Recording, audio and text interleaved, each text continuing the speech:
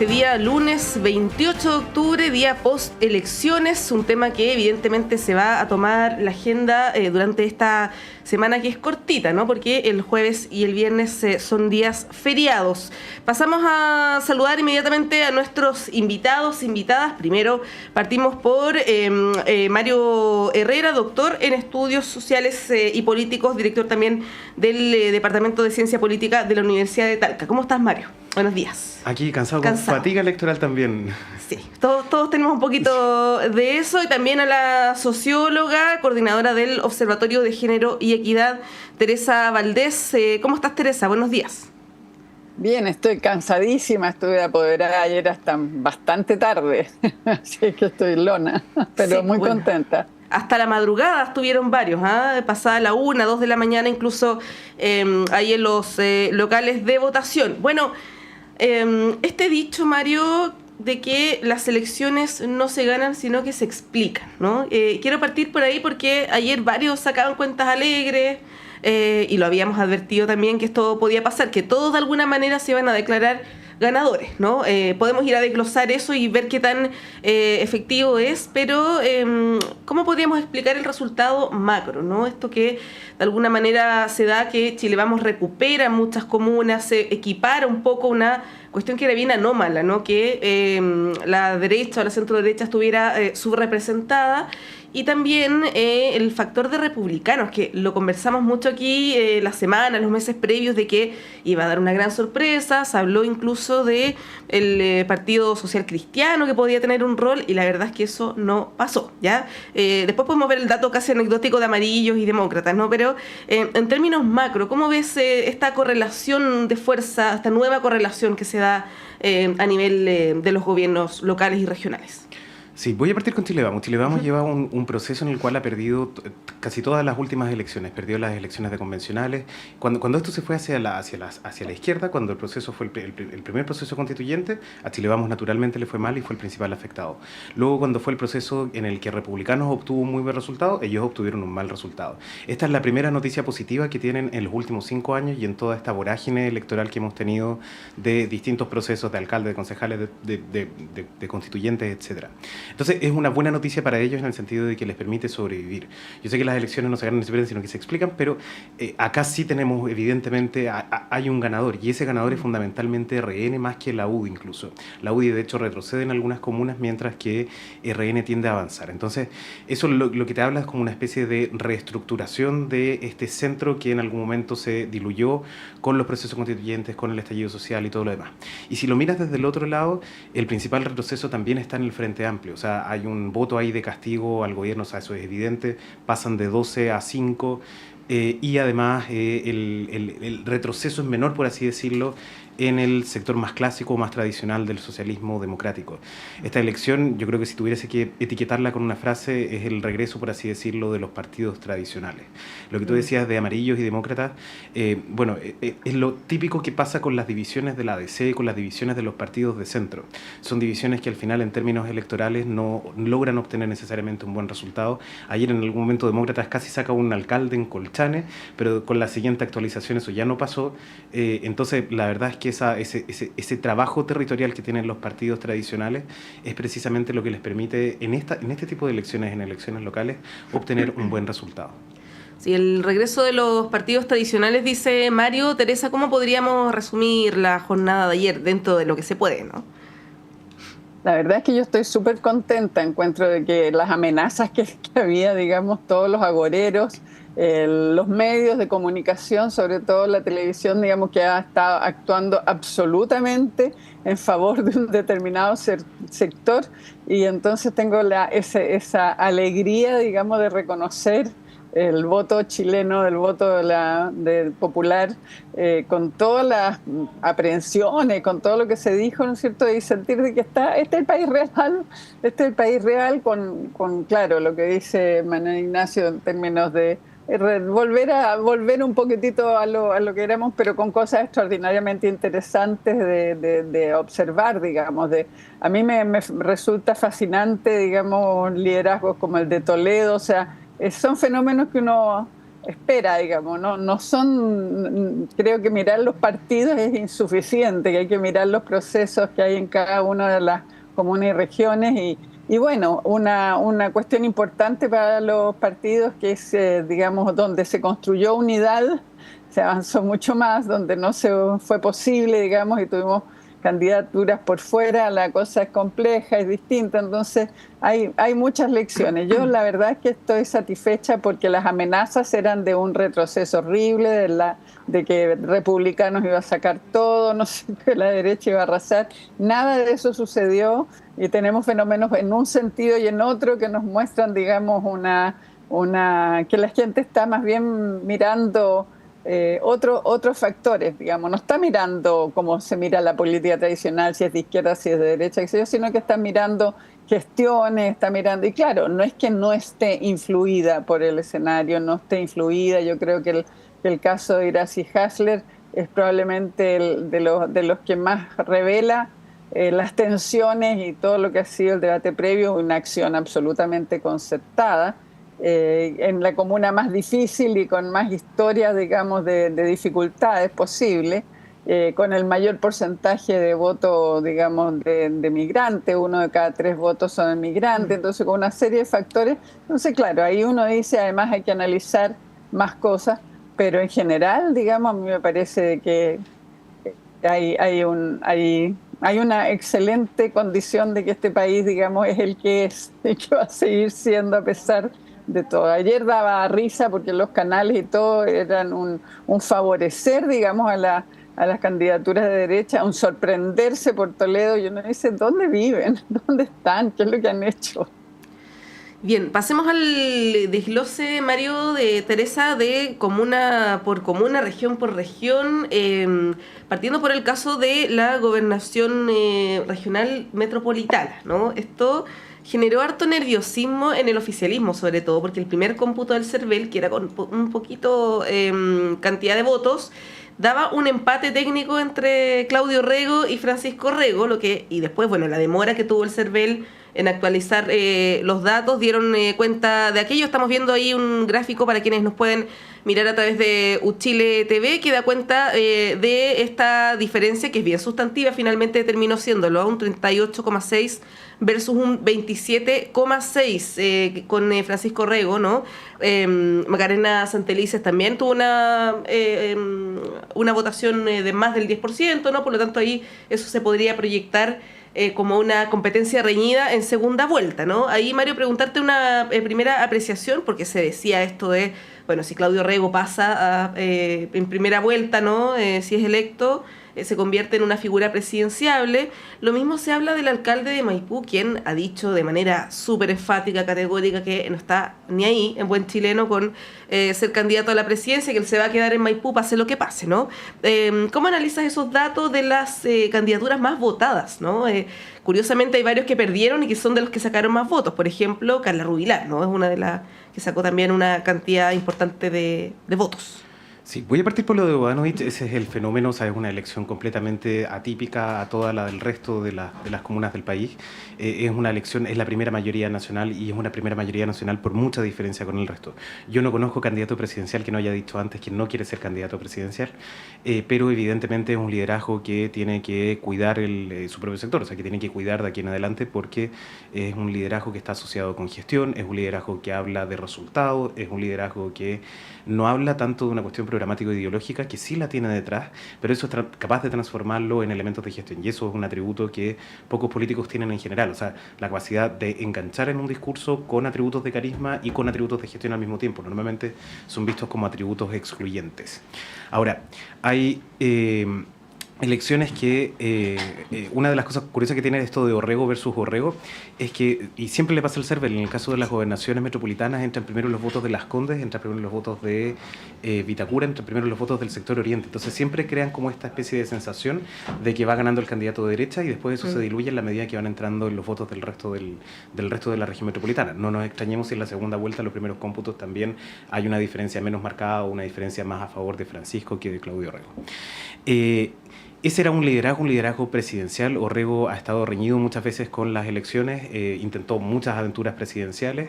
A él le fue muy bien cuando fue candidato, cuando fue, perdón, alcalde en Peñalolén, pero después de eso como que su carrera política se fue diluyendo y había encontrado este espacio en la gobernación regional. Yo creo que aquí también hay un impacto en términos de la asociación con el gobierno y también hay un voto de castigo, pero si yo tuviese que proyectar la segunda vuelta, Claudio la tiene mucho más sencillo que Francisco Rego. Francisco Rego va a tener que ir a buscar los votos de Santa Elisa, que son votos más de extrema derecha, y para poder ir a buscar esos votos tiene que necesariamente polarizar su discurso. Ahora, con esos votos no le alcanza para ganar la elección, no le alcanza para llegar al 50%. Entonces va a tener que hacer una jugada que es muy difícil, que es tratar de ir a buscar a los votantes que están más hacia la derecha que él y también ir a disputarle el centro. Sobre todo si es que Orrego se trata de vincular con la figura presidencial o con la figura o con el sector del gobierno. ¿Sí? Pero eso evidentemente es mucho más complejo que para otros candidatos. Hay otros fenómenos también, como en el caso de Toledo, que lo mencionaba Teresa, que es un fenómeno que yo coincido con ella, que no es desconocido. Él sacó la segunda mayoría en la última elección, era un evidente buen candidato para esta, y ahí también es de cómo los partidos políticos son capaces de ponerse de acuerdo o no. Era una figura local versus una figura nacional, que era el caso de Carla Rubilar, que iba a disputar ese espacio. Entonces, naturalmente en este tipo de elecciones se privilegia siempre lo local por sobre lo nacional, se privilegia el trabajo de campaña. Eso fue lo que en algún momento, de cara a la elección de 2021, el Frente Amplio hizo muy bien. Y por eso logró estos éxitos, como era el caso de Bodanovich, como era el caso de Emilia Ríos, que ahora termina perdiendo. Ese retroceso de ir hacia los temas nacionales y olvidarse de los temas locales es lo que le pasa un poco la cuenta también en esta elección. Sí, ahí, Teresa, bueno, preguntarte qué resultados particulares te llamaron la atención o quisieras destacar. Yo solamente mencionar el caso de Las Condes, que es bien esperanzador en el sentido de que hubo un voto de castigo, ¿no? A una situación que evidentemente estaba reñida con la ética, ¿no? Y donde además la explicación de la candidata fue muy mala, porque ella salió a la defensiva, a echarle la culpa al octubrismo, a la izquierda, ¿no? Cuando además esto evidentemente se había filtrado desde su propio sector. Ahí, Teresa, no sé si quieres mencionar este caso en particular y otro que a ti te haya llamado la atención. Mira, yo quería volver a lo que decía Manuel Ignacio, el tema de del trabajo territorial. Pienso que hay una serie de elecciones, el trabajo territorial es algo fundamental y se refleja, digamos, en estos resultados. Y eso es una máxima que tienen que asumirla todos los partidos, y yo creo que efectivamente el Frente Amplio adoleció en esta campaña, con excepciones, por supuesto, de eso. En cuanto a Las Condes, la verdad es que nos ha producido una alegría infinita, porque teníamos mucho susto de que a pesar de todo lo que sabíamos, digamos, de lo que significaba Cubillos, y que era una vergüenza para la política y una vergüenza muchos, igual ganara. Entonces, probablemente es de esas vueltas al cuerpo, digamos, y probablemente votó mucho más gente por la candidata, digamos, alternativa, votó más, digamos, incluso restando votos a Connie Chonja, digamos, pero había una decisión popular de que Segal no podía hacer. Entonces eso me parece fantástico. Yo destacaría también varias comunas, varios alcaldes más que fueron reelectos, porque las reelecciones son interesantes. Hay una evaluación en esas reelecciones. Entonces tenemos a Claudio Castro en Renca, bueno, desde luego a Macarena Ripamonti, por Dios que la maltrataron, que había, digamos, también una jauría, digamos, tratando de votarla, y la verdad es que fue reelegida. Después tenemos a Joel Olmos en La Cisterna, tenemos, ¿no es cierto?, a Mauro Tamayo en Cerro Navia, y así sucede, a Carla Adman. Tenemos algunas que eran como particularmente vulnerables, digamos, a los ataques, digamos, de la derecha, y uno siente de que se afirmaron porque han hecho un buen trabajo. Han hecho un excelente trabajo. O sea, Claudio Castro iba como independiente, pero un trabajo extraordinario. Entonces aquí hay de nuevo un llamado de atención a los partidos, digamos, tradicionales, porque entre broma y broma habría que destacar, ¿no es cierto?, que son 104 independientes, candidatos independientes, los que ganan elecciones. O sea, hay un cuadro general y hay un cuadro específico, y esto es un llamado de atención y también un decir por dónde va la gente. En ese sentido, insisto, estoy contenta con estos resultados. Sí, bueno, ya vamos a hablar del rol de los independientes, Mario, pero antes quería quedarme con el caso específico de la comuna de Santiago. Siempre es muy importante la imagen del ganador o ganadora de ese municipio. Ayer fue Mario Desbordes y por un porcentaje bien importante, ¿no? No fue algo reñido como habían predicho algunas encuestas, sino que fue paliza, ¿no? Para decirlo coloquialmente. ¿Cómo ves ese resultado? ¿Cómo lo explicas? Y si es que esto es proyectable o no para la elección presidencial, que es una cosa que siempre se dice en todas las elecciones. Ahora en esta hay varios factores que son distintos, ¿no? El voto migrante, como lo planteaba Teresa, casi un 30% del padrón. El hecho también del voto obligatorio, ¿no? Que es un factor que no teníamos antes. El hecho también que la candidata sea comunista, que es algo que no es habitual también en esa comuna. ¿Cómo analizas el caso de Santiago, la batalla de Santiago y las repercusiones políticas que pueda tener? Sí, hubo un intento por parte de Iracy Hasler también de mostrar atributos de gestión. Yo creo que hay un problema ahí de diseño de campaña. Es una campaña muy enfocada en la zona norte de la comuna y poco enfocada en la zona sur. Cuando tú bajabas de Mata hacia el sur, lo que veías era efectivamente mucha campaña, mucha propaganda de Mario Desbordes y muy poca de Iracy Hasler. Y esos son los sectores que votan, esos son los sectores más densamente poblados, además de la comuna. Entonces era como típico decir, yo veo el centro cívico ordenado, un poco más limpio que antes, con menos comercio ambulante, pero tú empezabas a caminar hacia abajo de la comuna y veías todo lo que no estaba antes ahí, que ahora estaba en la parte sur de la comuna. Entonces hay un factor de gestión, hay un factor también de voto migrante y hay también un factor de campaña. O sea, evidentemente hubo una campaña contra Iracy Hasler de casi todos los partidos políticos, en la cual era una comuna emblemática, y es una comuna emblemática porque es una comuna pivote, es una comuna como Maipú, es una comuna que tiene estos cambios de coalición constante. Hay comunas como Las Condes que normalmente se mantienen siempre dentro de la misma coalición, pero esta es una que va cambiando y va definiendo de alguna forma la elección presidencial, no desde un punto de vista electoral, porque no tiene ninguna relación, pero sí desde un punto de vista simbólico, sí desde un punto de vista de lo que significa ganar la municipalidad de Santiago, que además en este caso significa recobrarla, y recobrarla para un candidato de RN, no para un candidato de la UDI, no para un candidato republicano, que probablemente con ese discurso de la seguridad, con el discurso que polariza más de lo que va hacia el centro, logra ganar. Acá Desbordes hizo una campaña que más bien fue una campaña tratando de ir a buscar ese voto migrante, tratando de ir a buscar el descontento con Iracy Hasler y punto, sin pasarse más allá de eso. Tuvo polémicas también durante la elección a propósito de esto del apoderado de mesa y todo lo demás, pero yo ahí quiero reconocer el triunfo. O sea, es un triunfo que no es de 51-49, es un triunfo de 51-30. O sea, hay un castigo ahí a la gestión de Iracy Hasler que es importante. Sí, 51,1 versus 28,6. Es harta la diferencia, lo pueden ver también ahí en el gráfico que tenemos a través de nuestra pantalla. Teresa, algo que comentar respecto de Santiago. Tú deslizabas el tema de la campaña, ¿no? De la agresividad respecto de la campaña contra Iracy Hasler. Hay algunos episodios también que marcaron la campaña, algunos más anecdóticos, como este sketch que ella hace, ¿no? Con esta persona, este comediante en una pileta, que generó harto revuelo en redes sociales principalmente. Pero también está el hecho de lo que ocurrió en el Internado Nacional Barros Arana la semana pasada, donde ella de alguna manera se le vincula, evidentemente no como responsable, ¿no? Pero sobre posiciones anteriores, sobre la aplicación o no de ciertas leyes, ¿no?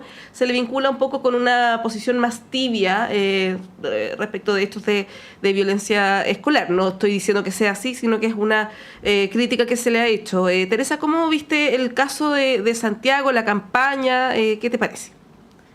Mira, el caso de Iracy Hasler es como bien emblemático de donde se apuntan todos los dardos con una mezcla, porque es mujer, porque es joven, porque es comunista.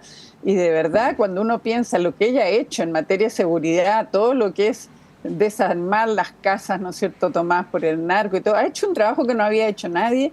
Y su propuesta, que es muy interesante, yo creo que ella instaló en el municipio una serie de políticas que probablemente van a continuar, porque no creo que el Consejo Municipal, por mucho que esté Desbordes, digamos, de alcalde, pueda desarmar cosas que ya han sido aprobadas y están instaladas, temas de cuidado, temas de tercera edad. Entonces, pienso que digamos que ella logra dejar instalada una serie de cosas, que fue víctima de la peor campaña. Además, una mujer joven, efectivamente ahí hubo un par de incidentes en la campaña que no la favorecían para nada, pero ella deja un legado. A mí, de verdad, lo que pienso con Iracy, deja un legado. Por supuesto que el aprovechamiento, digamos, del tema migrante es fuertísimo en este caso.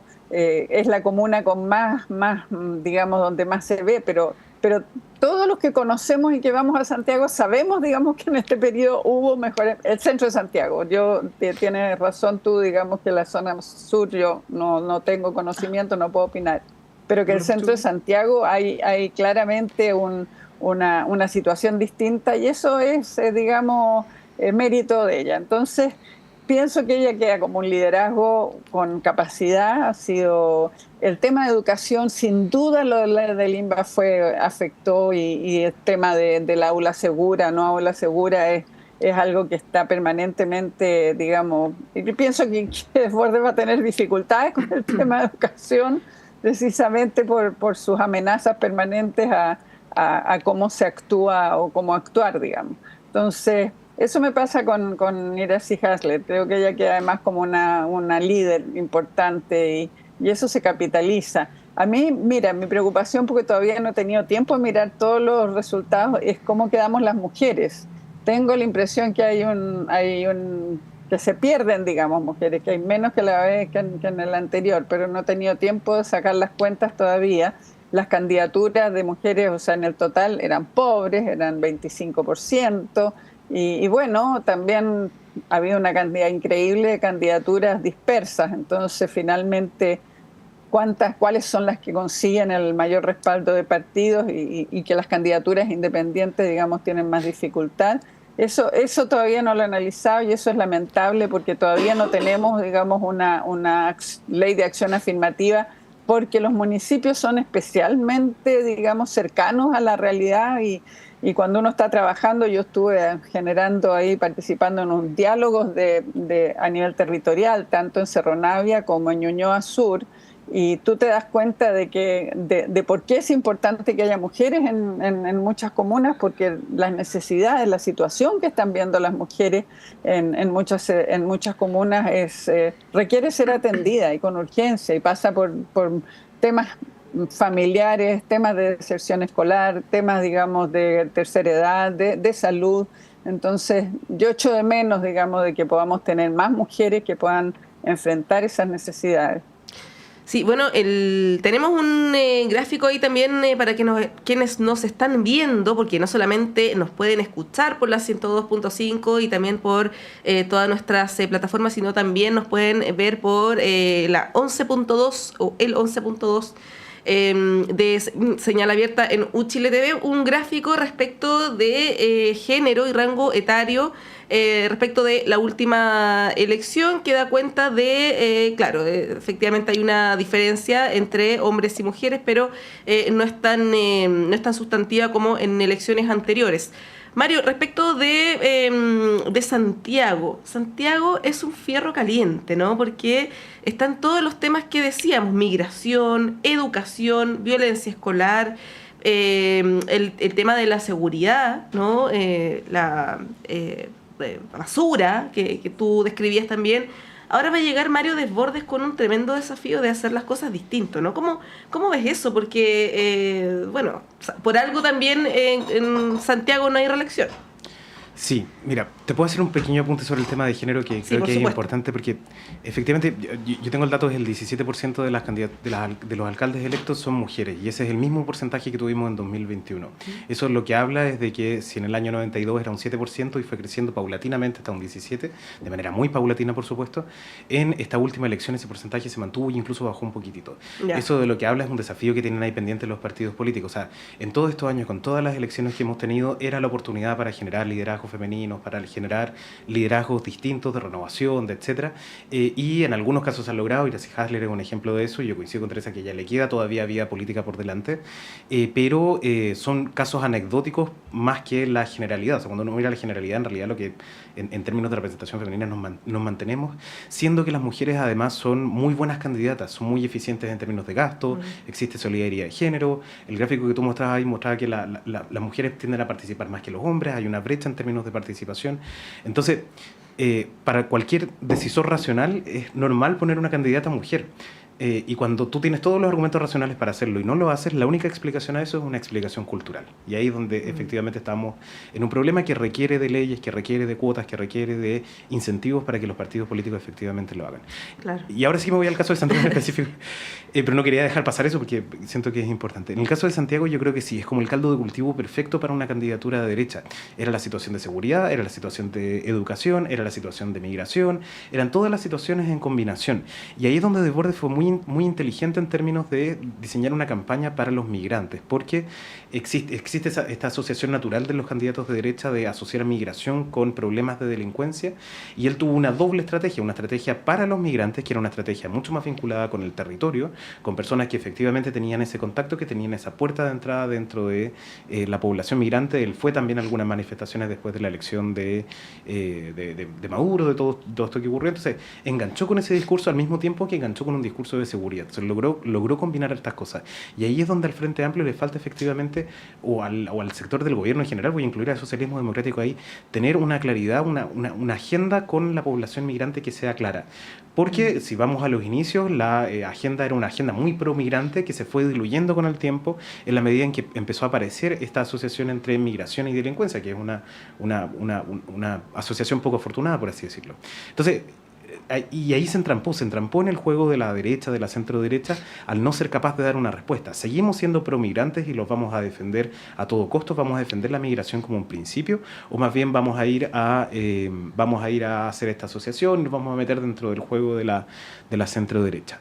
Entonces, Desbordes la tiene muy difícil, sobre todo por la composición del Consejo, por lo que tiene por delante, y porque se empiezan a crear estas brechas de expectativas también. O sea, un candidato que lo viene a ordenar todo, que viene a solucionar los problemas de delincuencia, y sabemos que los alcaldes tienen solamente atribuciones en términos preventivos para la delincuencia y no atribuciones en términos de poder sacar fuerza pública o cosas de ese estilo. Claro, además tiene toda esta cuestión que es muy biográfica sobre el haber sido carabinero, ¿no? Claro, era un buen candidato en ese sentido. Solamente respecto al tema de género, mencionar que el tema de las cuotas, que es algo que se conversó y se aplicó durante los procesos constitucionales, claro, es una buena política, pero también mencionar que es importante que los partidos pongan a candidatas que sean competitivas, ¿no? Porque solamente poner a una candidata por el hecho de ser mujer y que a todas luces va a perder, eso no soluciona el problema, ¿no? Así que hay un desafío también para los partidos políticos. Son las 9:02. Hacemos un corte y a la vuelta seguimos analizando los resultados y efectos políticos de esta elección, ¿no? El tema de los independientes que mencionaba Teresa, el caso Monsalve, cómo esto de alguna manera puede haber afectado o no a la elección y las proyecciones, cambios de gabinete, ¿no? Y todo lo que viene de ahora en adelante. Hacemos un breve corte y volvemos en unos minutos.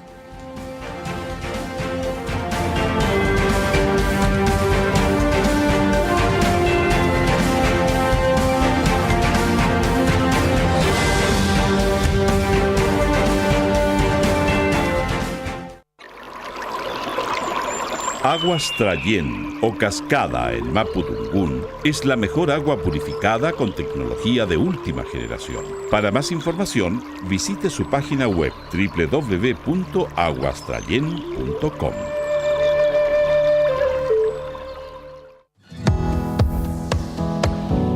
¿Pensabas que la sexualidad era solo cosa de jóvenes?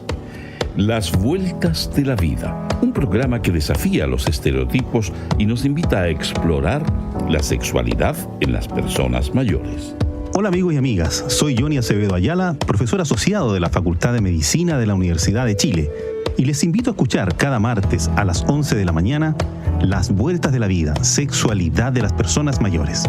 Prepárate para una mirada sincera y reveladora sobre un tema que nos concierne a todos y todas. Sábados en la mañana, ¡qué emoción! Con la familia juntos y en sintonía. Música por la radio, pura diversión. Dime el nombre del programa. ¿Ya lo sabes? Así lo creo. Es para niños y grandes y no te lo puedes perder. La respuesta es fácil. ¡Que siga el recreo! Te esperamos todos los sábados a las 9 de la mañana por Radio Universidad de Chile y Señal Online, en nuestro programa radial para niñas y niños. Programa creado por CRIN Chile y financiado por el Fondo para el Fomento de la Música Nacional, Convocatoria 2024. El recreo, que siga el recreo, que siga el recreo y no se acabe más. Les invitamos a escuchar Psicología y Sociedad, donde se abordan investigaciones, publicaciones y temas de interés e incidencia pública para una sociedad en constante transformación. Conduce la periodista Daniela Suau, todos los lunes de 18 a 19 horas en el 102.5 FM y online en radio.uchile.cl.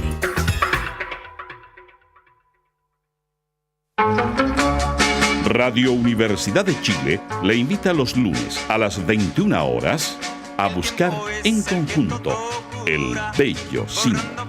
Una conversación musical para encontrar las buenas señales, para volver a creer en un país digno, para buscar un mejor destino, para buscar un bello signo. Un programa creado y conducido por Argos Geria. Bello Signo, lunes a las 21 horas en la radio que piensa. Estás escuchando Radio Universidad de Chile, la emisora insignia de la música chilena, reconocida como radio fundamental por la SCD 2024.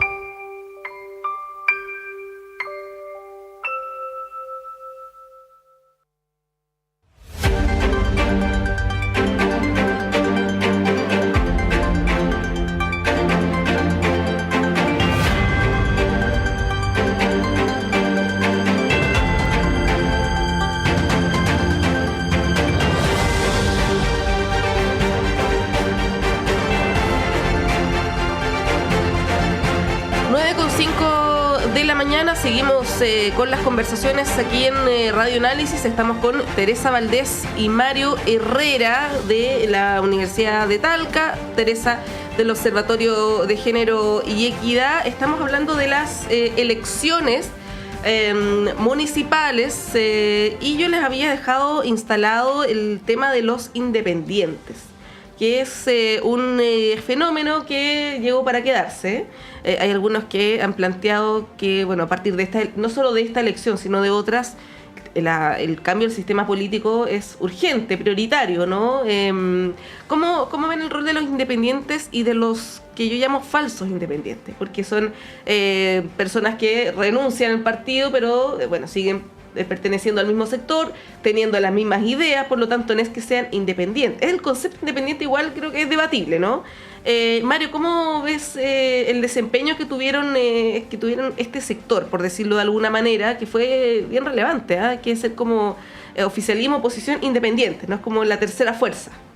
Sí, efectivamente los independientes siguen representando casi un tercio de los municipios del país, siguen representando casi un tercio de los votos en el total nacional, pero no avanzaron en la misma medida que venían avanzando en las últimas elecciones.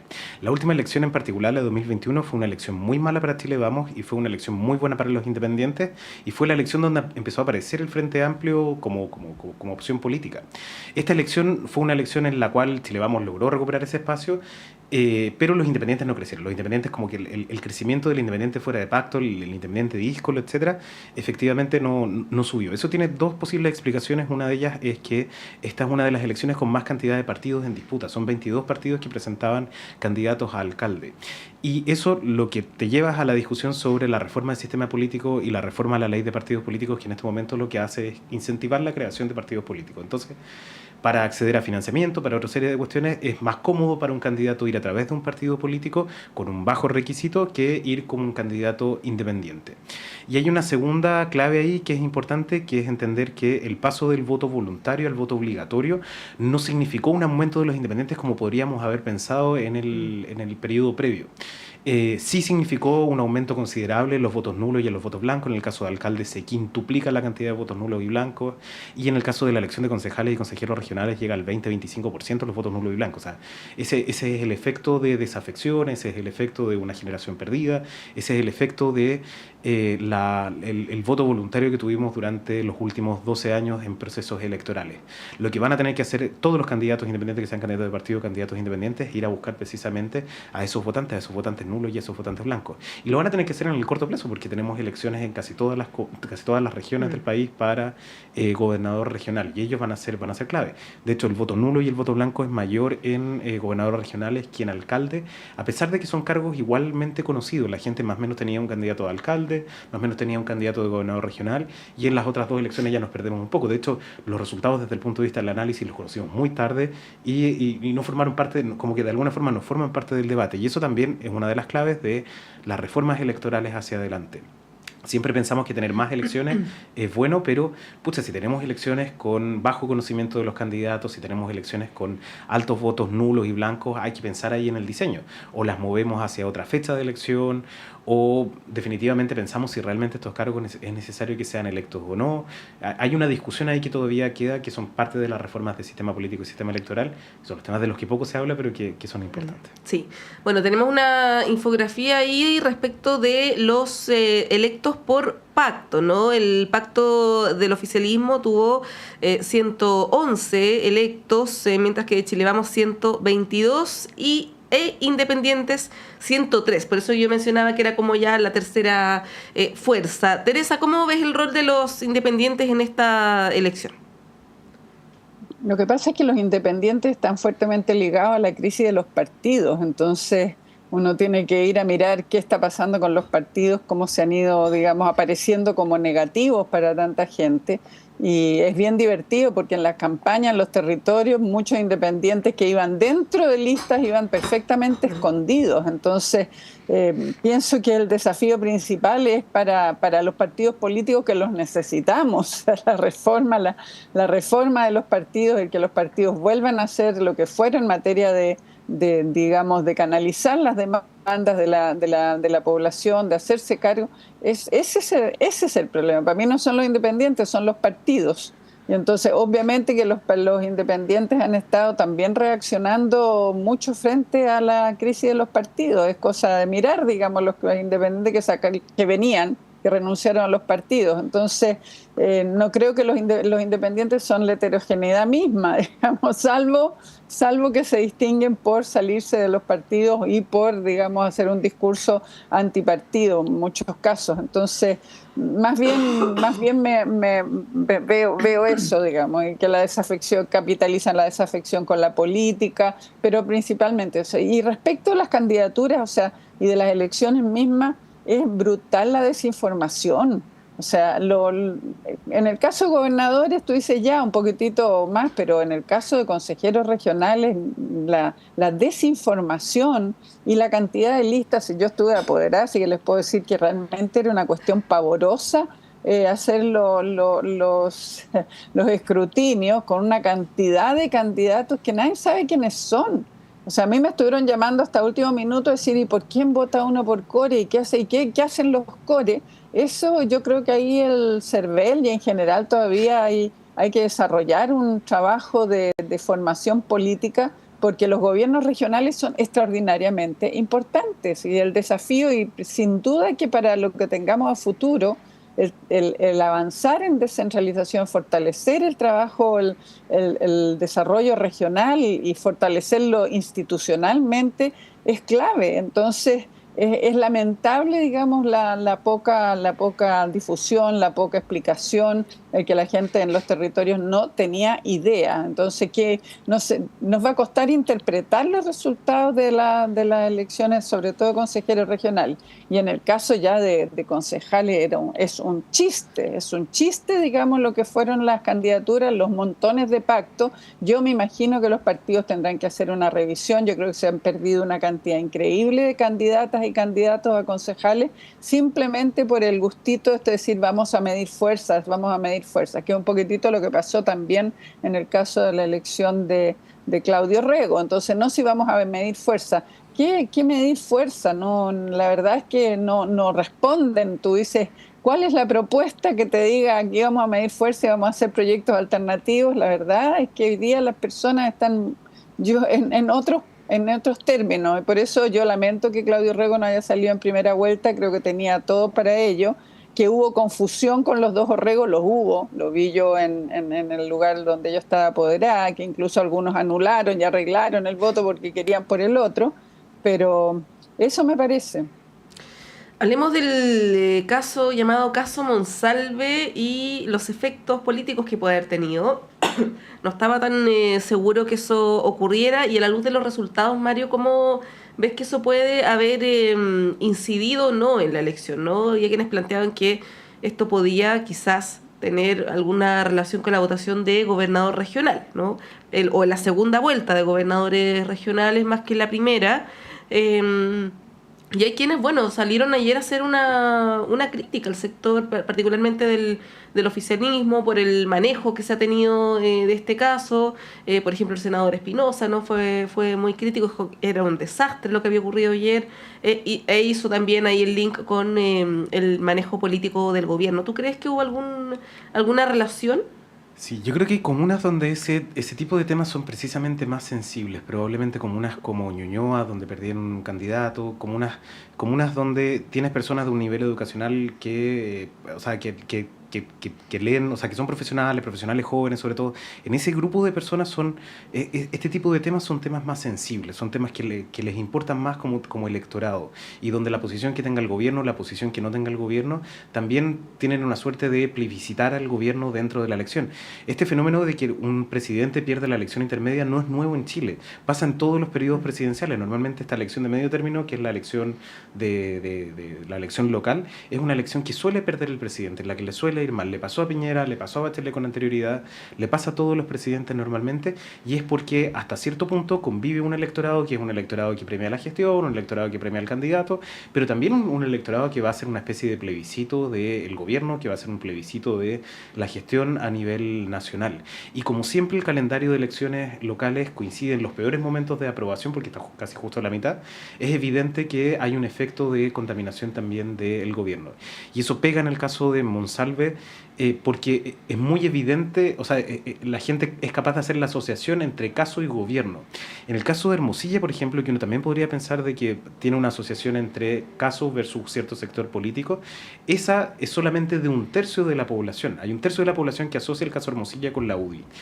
No así en el caso Monsalve, donde hay una asociación más directa o una asociación más evidente para la ciudadanía. Teresa, ¿cómo ves tú este caso Monsalve y si se vincula o no? Vamos a hablar también de lo que viene ahora con el cambio de gabinete, ¿no? Pero en lo estrictamente electoral, ¿tú crees que hubo alguna repercusión o no lo ves así?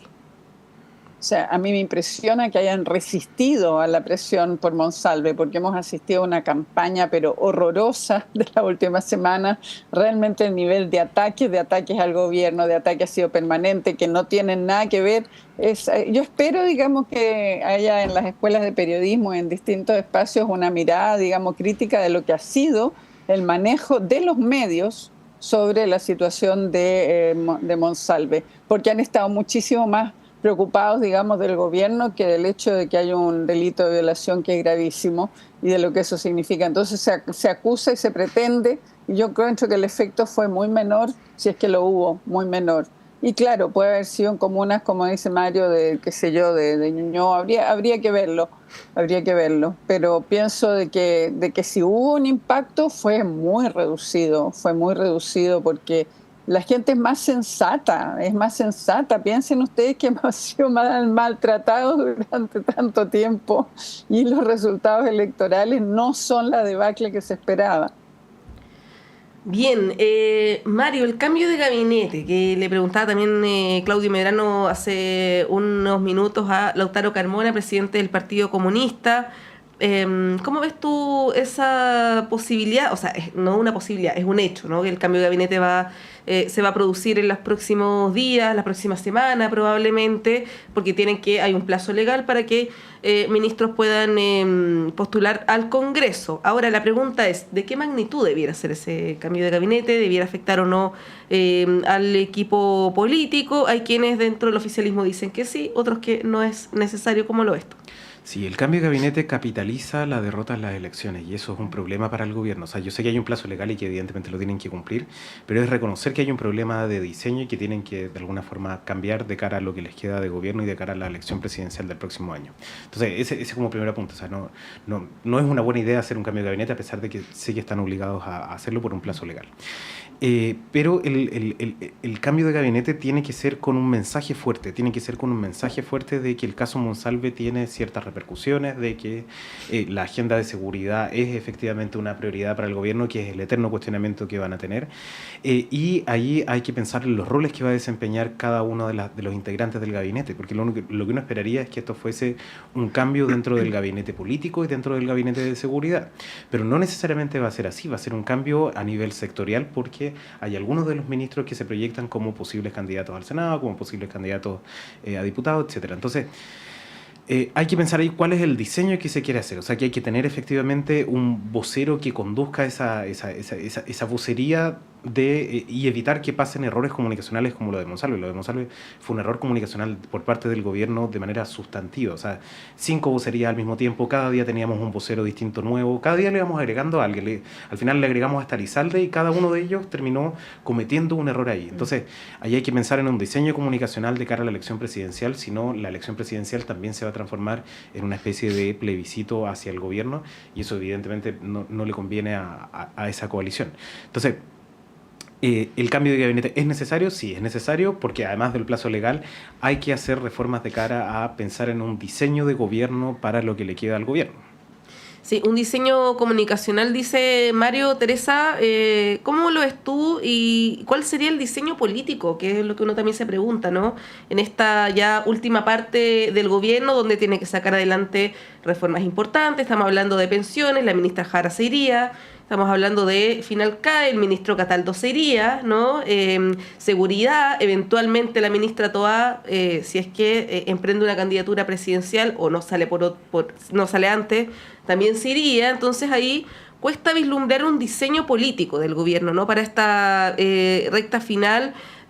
Salud, ¿no? Que es un tema también importante que el gobierno ha pretendido darle importancia. Bueno, ¿cómo ves tú eso, Teresa, como digo, en esta última fase ya del gobierno? A ver, yo pienso que es muy importante esta última fase del gobierno y que deberían ponerse ahí absolutamente todas las prioridades. A mí me produce, digamos, incomodidad esto de las carreras políticas y entonces que salto de un cargo para ir a una carrera. Es cierto que es legítimo y que los partidos pueden ver cómo proyectarse y que por supuesto que tener personas en el Parlamento es clave, pero yo de verdad, por la naturaleza de este gobierno, por lo que ha significado, por lo que significa como propuesta, por lo que significan todas las reformas que quedan pendientes, yo privilegiaría absolutamente el desarrollo, el buen cumplimiento, es que este gobierno sea lo más exitoso posible en eso. Entonces, subordinaría absolutamente la salida y el cambio de gabinete a garantizar de que lo que se está proponiendo en seguridad, en salud, en pensiones, ¿no es cierto?, en educación, en vivienda, qué sé yo, se complete lo más posible. En este minuto la gente va a evaluar, en las próximas elecciones va a haber una evaluación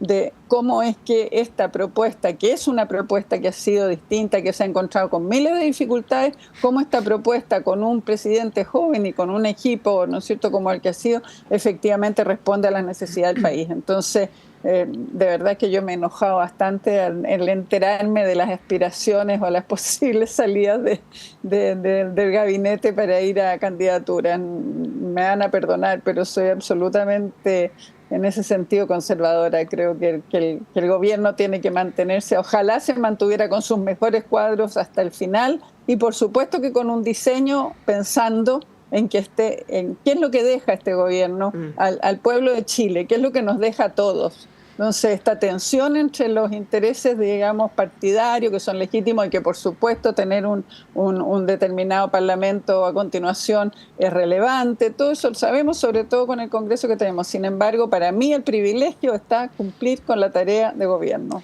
Sí, ahí la tiene difícil, Mario, el gobierno, porque primero está la pregunta sobre cuál es el legado que va a dejar, ¿no? Hasta el momento eso no está muy claro.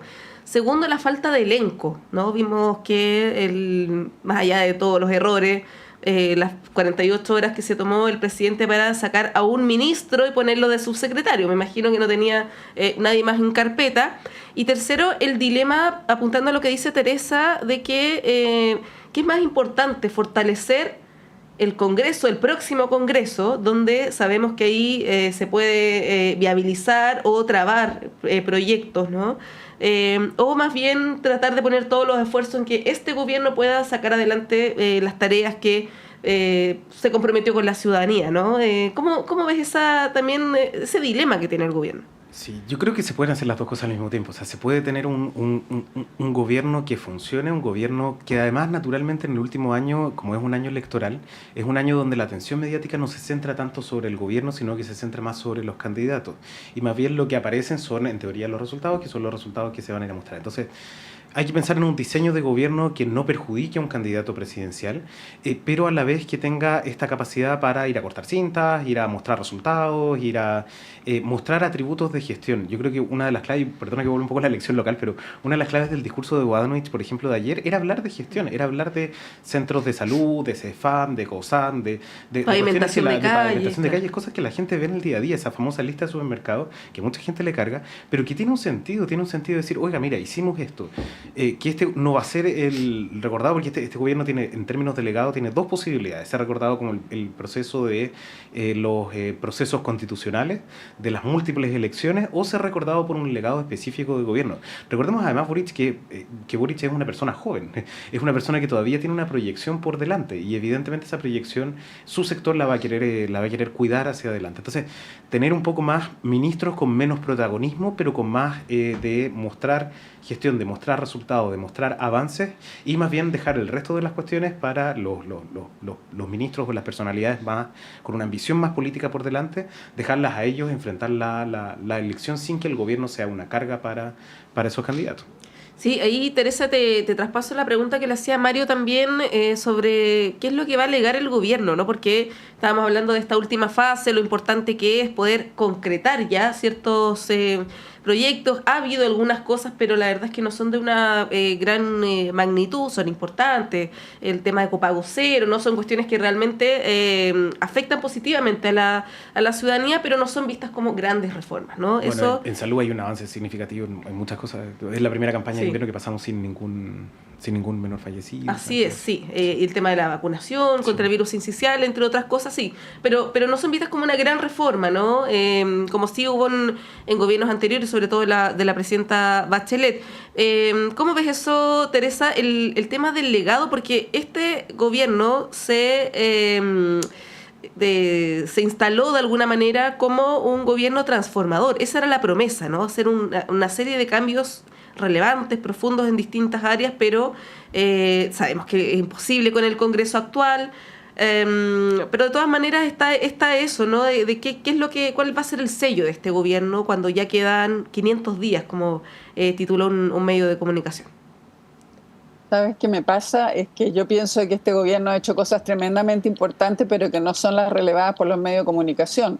O sea, me vas a perdonar, el salario mínimo, el aumento del salario mínimo es de una importancia increíble, el copago cero, o sea, hay cuestiones concretas, no son relevadas y sí son muy importantes para la gente. Entonces hay legados que tú dices, ¿quién define cuál es el legado? Lo que está claro en la vida de las personas, sí, cuestiones muy importantes. Si se sigue avanzando en el tema de vivienda, son grandes avances. No son las reformas ni las transformaciones probablemente que se dicen en el papel, pero que sí significan cuestiones para la vida de las personas. Y tenemos tenemos que imaginar este gobierno como que le hubiera pasado a Piñera, que le tocó un terremoto en llegando. Acá hemos tenido el terremoto de la seguridad, tenemos el terremoto del narcotráfico, del crimen organizado. Son cosas sobrevinientes a un país que no estaba preparado, a un país que no tenía, basta escuchar, digamos, al general cuando defiende a la ministra Toá, ¿no es cierto?, por todo lo que ha sido el apoyo y el fortalecimiento de las policías, etcétera, etcétera. Entonces, hay mucha mezquindad en cómo se mira este gobierno, mucha mezquindad. En el caso de las mujeres, el tema de sacar la ley de violencia, o sea, hay cuestiones que van a tener impacto, probablemente no inmediato, pero que van a ir teniendo impacto sucesivo y que son reformas. La ley de prevención, ¿no es cierto?, del derecho a la vida sin violencia, la ley misma significa una transformación de cómo se ejerce y se accede a la justicia y sobre todo cómo se previene, que es profunda, es tremenda.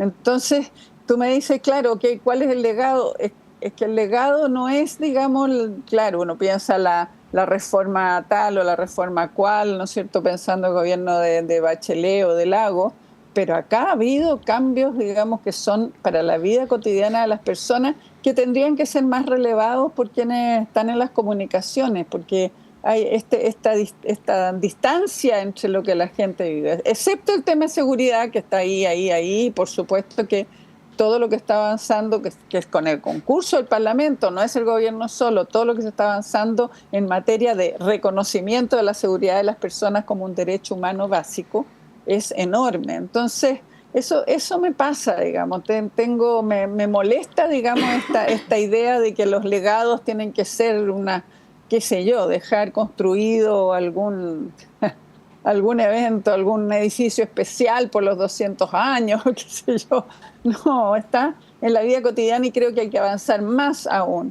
Y si se puede avanzar en el pago de la deuda histórica de educación, el cambio, ¿no es cierto? O sea, están en este minuto una serie de reformas que ojalá se pudieran lograr, digamos. Si tenemos el pago efectivo de los impuestos, lo que se está haciendo en recuperación, en recaudación también, el hidrógeno verde, el litio, tenemos una cantidad de cosas, tenemos el aumento de la matriz energética, el cambio a las energías no renovables, en las renovables. Entonces, hay que mirar el conjunto del gobierno. Yo pienso que sí hay muchas cosas muy valiosas que van a tener resultados incluso después. Sí, hay que mirar el conjunto, es cierto. También convengamos que los sucesivos hechos escandalosos de corrupción, ¿no?, el caso de Hermosilla, Vivanco, el caso Monsalve, también distraen mucho la atención mediática respecto de esto que está planteando Teresa. Tenemos que cerrar, vamos a seguir analizando de todas maneras los resultados de esta importante elección durante las jornadas y las horas que siguen. Teresa Valdés, muchas gracias por acompañarnos durante esta mañana, que estés muy bien. Muchas gracias, y gracias, Mario, que te cambié el nombre en delante, pero sí, son cosas que pasan. Gracias, Mario Herrera, que tengas un estupendo lunes y a descansar, si se puede. 9:32, hacemos un breve corte y a la vuelta está Claudio Medrano con ustedes.